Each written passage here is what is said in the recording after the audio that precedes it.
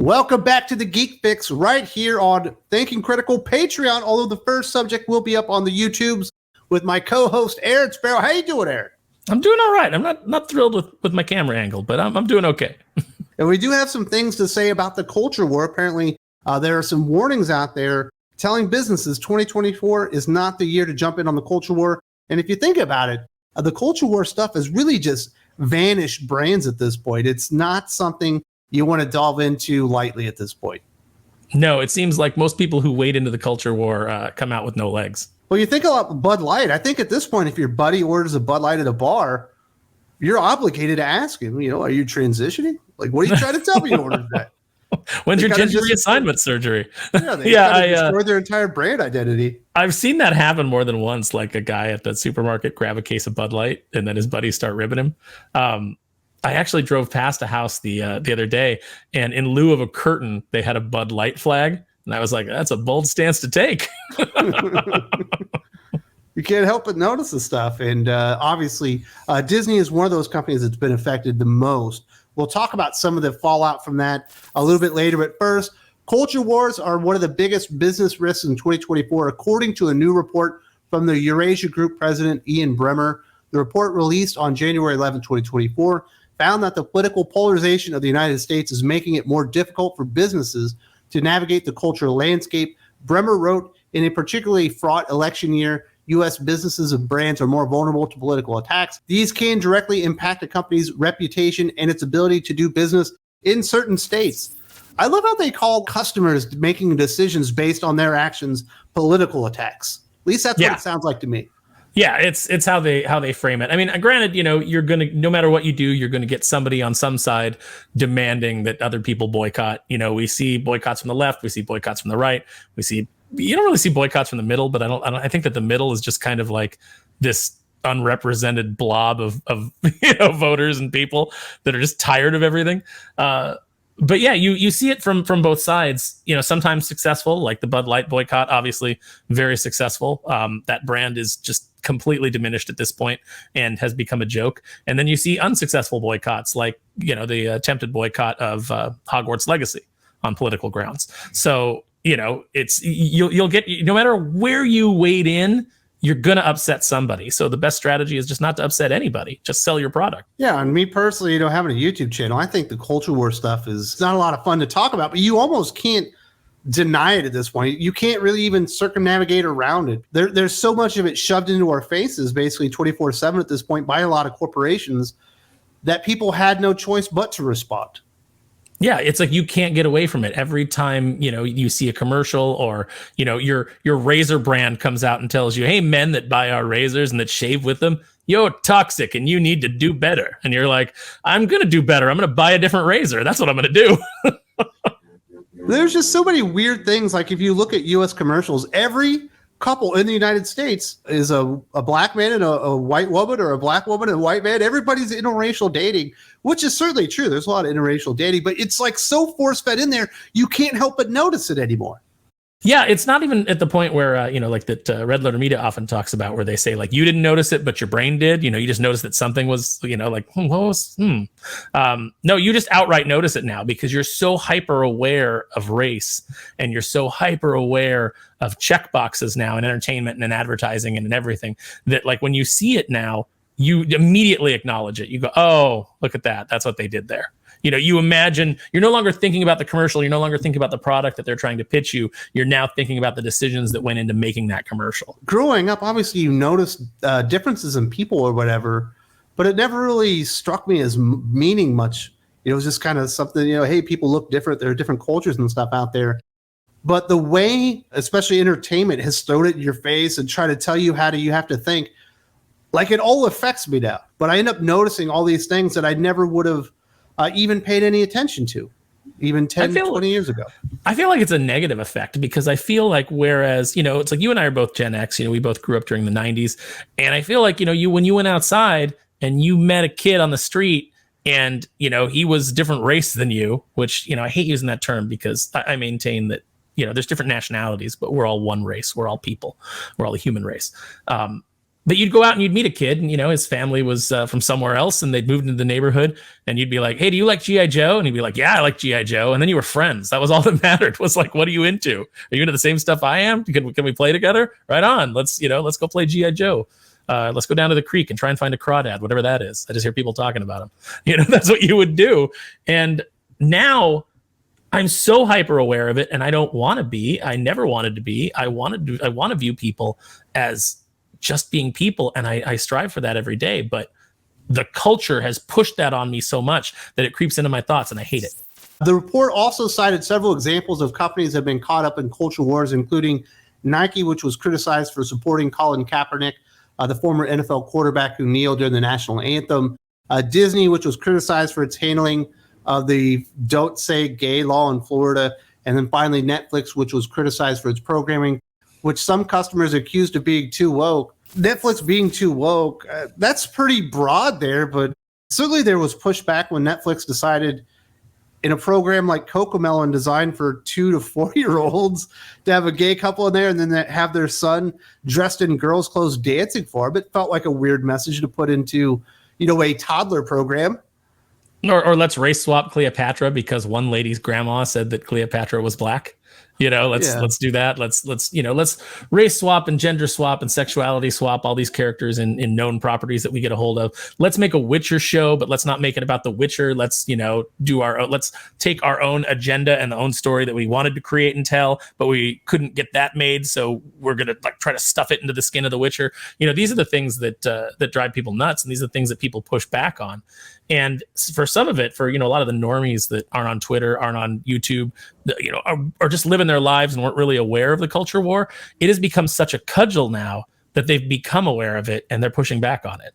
And once you piss the normies off, you've messed up. Absolutely. Once you piss off your customers, and with like the Disney thing, me personally, I don't want a corporation that makes cartoons and fucking superhero movies out there trying to override the will of the people of Florida. Yeah, well, I mean, just from the disingenuous renaming of that bill for for the news media, and then from there, like Chapek wisely did not want to get involved. He was like, "This isn't our business. This doesn't help us in any way." But the company is so filled with activists, and it caused such a ruckus within the company. And now we know that Bob Iger was also fanning those flames so that he could perform a coup and get back in. It caused such a ruckus that he had to get involved. And look at what that has cost Disney. It has cost them customers. It has cost them consumer goodwill, and it may end up costing them trillions of dollars with all of the legal, by kicking the hornet's nest. They have unleashed so many things against their company legally. When they went in there and they took over the Reedy Creek district, they took it back from Disney, and it went back to a governing body that was not controlled by Disney plants. They discovered so much malfeasance that they're still sifting through. And that is yet to play out in the courts. And it could end up costing Disney trillions of dollars. Do they have trillions of dollars? That seems they like do a lot. not. Yeah, they do not. Like the penalties are move all the way up to criminal. There's a lot of pay to play stuff. There's a lot of cronyism. There's a lot of things that where they were misusing allegedly taxpayer dollars to give themselves better deals and better loans and issuing bonds. I mean, I got to give a lot of credit to Legal Mindset on YouTube because he's been breaking this all down. He actually is a guy that deals with with Florida law. And he's been breaking it all down. It's all been really, really interesting. He does a much better job than I'm doing here. But the point is, they are in big trouble on that front. And all of that could have been avoided by just simply letting Chapek stay out of it, which was the wise move. And I think they've pushed all this stuff to such a degree that people in the middle, the people that want to stay out of all this stuff, we're not talking the extremes on the right or left that want to throw bombs at each other. Like the people in the middle are like, I'm tired of this. And even the normies are starting to wake up. And that's why a lot of these companies are really starting to lose money. I don't think it's a political statement. I think their messaging is just turn people off en masse. I think it has. I told a story a while back about I was sitting watching TV with one of my normie friends that's not involved with all this culture war, shit like we are every day, paying attention to it. And we were just watching a TV show, and all of a sudden, the guys left the room and there were just two women in there. And she sighed and she goes, "Here we go." And I was like, what do you mean? I didn't even pick up on it. You would think that me talking about this stuff would pick up on it. I was like, what do you mean? She goes, they're going to be lesbians. And I was like, just because two women are in a scene together is not. Oh, no, you're right. Yep. It's so predictable. But I try to play that devil's advocate. It's like, because, on the one hand, all this stuff's being forced in. But on the other hand, it's so forced in that now people are kind of being irrational about it. So if you have a movie or a show that's coming out that has a female lead, people are like, oh, it's woke before they've ever even seen it. And it's like, just because it has a female lead doesn't mean it's woke, but that's how people have become conditioned because they're so used to it now. It's so overplayed. I don't think that, if you have a detective show, the lead is going to be a black lesbian. That's just what's going to happen. Yeah. It's just become so cliche at this point, and it's so overdone. It's so over. There's actually over representation at this point because, not every show needs to be about the LGBT experience. You can have shows that are about that, but not every show needs to be about that or have a subplot. And what definitely doesn't need to really be about that is like kids programming, like that thing with Cocomelon is just so strange. And then when you saw like a Pixar, the animation studio that was that's obviously owned by Disney or whatever, they just made this weird turn. And the next thing you know, they're not trying to entertain people. They're actually promoting Light Years. We're going to have the first like lesbian kiss in Pixar history. It's like, that is not a selling point. And guess what? It ended up killing their brand as well. Yeah, it's all these brands are sacrificing themselves on this altar of trying to appease a niche portion of the population. And, you and I've talked about this before. We're not saying that shouldn't be out there. Even when we talk about comics, we say, should there be, comics out there for, that are about gay stories and that are for gay people? Absolutely. The industry should be so broad that it should be like manga, where no matter what you want, you can go and find it. May not be the biggest book on the market and won't be, but, it can be supported. Unfortunately, by trying to force this into every book, you've shrunk the industry down just to that niche audience. It's getting more niche every day. And unfortunately, it's resulted in a lot of people losing their jobs. A new wave of job cuts was spotted last week when Google downsized hundreds of employees. Next on the list is Pixar, having laid off 75 employees in June 2023. The company is reportedly undergoing job cuts again as its parent company Disney struggles to make a profit. Based on a recent report by TechCrunch, Pixar will cut its staff from 1,300 to less than 1,000 employees, which is around 20%. Pixar also mentioned that it would be laying off people hired for Disney Plus as well. And we're talking about Pixar, the gold standard in animation over the last 10 to 15 years. Even their worst stuff still made money, yet within like a 2 or 3 year period, they destroyed their reputation by jumping into culture war stuff. Yeah, they turned off families, which was their business. If families no longer feel comfortable just sitting, it used to be that you would just go to a Pixar movie. I went and saw Up with knowing very little about it. I just knew that it was Pixar, and I was like, that's a brand that has delivered every movie I've seen, I've loved. So, I went and saw Up, and it was a fantastic film. And the problem is they cut out the heart of Pixar, which was John Lasseter. John Lasseter was the guy who'd be like, okay, but where's the story? Where's the heart of the story? Where's the thing that's going to make this resonate with people? And now you've just got people who are like, what's our message? What's our agenda? How do we, indoctrinate kids with this message? I think you've got a great point there. And, a commenter recently, and I wish I had their name, and I do apologize. If you are that commenter, let me know, and I'll pin this into this particular video and discussion on YouTube. But said recently, the reason this stuff is so over the top, the reason that you notice all of it, the reason that you can't get away with it, is because a lot of the people that are at like a Disney or some of the other companies like a Netflix, they are so bought into the concept of progressivism that it's basically become like Christians trying to make Christian movies, which are almost always terrible. Yes, they have good themes about them and everything, but they always prioritize that particular theme without prioritizing telling a really cool, complex, compelling story. And I think that's kind of what's happened here. Their new religion, the new religion of the state, the new religion of collectivism, the new religion of like globalism has overtaken their need to turn a profit, entertain people, because that's what they want you to take away. Not a good feeling, not a good memory, not a great movie that you watch with your kids. They want you to come away with the message, and it's so ham-fisted, it's so over the top that you can't escape it. Yeah, that's exactly right. It's about the message. It's not about telling a story or, if you want to put a message into a movie, you can certainly do that. But if you don't make a story that connects to people, that resonates with people, your message just falls on deaf ears anyway. So why not try to make a good story first? And then if there is the opportunity or the, you know, desire to put that in from the company, then I guess go for it. It's their money. But you know, at the very heart of this is the fact that you need to tell a story that's worth telling. You need to connect me to the characters. You need to make me care about why any of this is happening. And that's what they've lost the art of in search of just like proselytizing what they want to get, you know, the message that they want to get out. I don't think they lost the art. I think they don't think it's important anymore. Well, I think that the people that were talented at Pixar, I think when Lasseter left, he pulled a lot of them away. And I think at the heart of Pixar now, and maybe this is why they're doing the layoffs. Maybe part of it is because they rightly recognize that they need to purge. Although considering the leadership at Disney right now, I would not say that that's probably true. But you know, you just need to purge the activists from your payroll. You need to get them out of creative. You need to get creative people that want to tell stories, and you can have those discussions with what does everybody want to bring to the table and what do you think this movie should be about.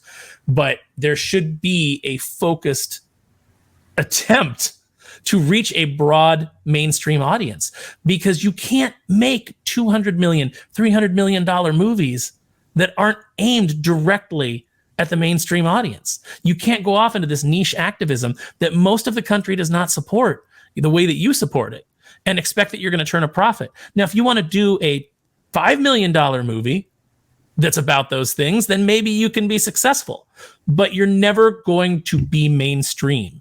And that's really what they want, is they want to force this into the mainstream, and it's not working. It's not working because the mainstream says, no, I don't want that.